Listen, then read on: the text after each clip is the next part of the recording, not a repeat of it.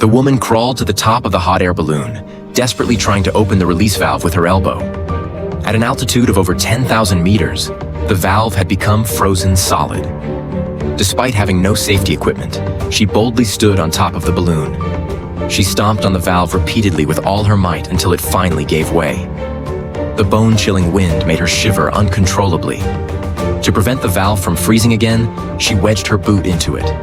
She took out her knife, cut the bootlaces, and firmly secured the boot in the valve's gap. However, in the extreme cold and oxygen-deprived environment, she couldn't hold on any longer and collapsed heavily onto the balloon's surface. As the valve released air, the balloon began its slow descent, its volume gradually decreasing. This caused the unconscious woman to start sliding down. The sudden sensation of falling jolted her awake. She struggled desperately but couldn't grab onto anything, tumbling helplessly toward the ground. When she next opened her eyes, she found herself hanging upside down miles above the earth. The rope around her waist had saved her life. Remembering her companion in the basket, she called out for help, but James had already passed out from altitude sickness. She'd have to rely on herself. At this tremendous height, Maria began swinging her body, finally managing to reach the basket's edge after an exhausting effort.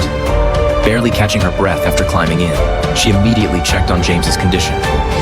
No matter how much she called out to him, he showed no response. She broke down in tears.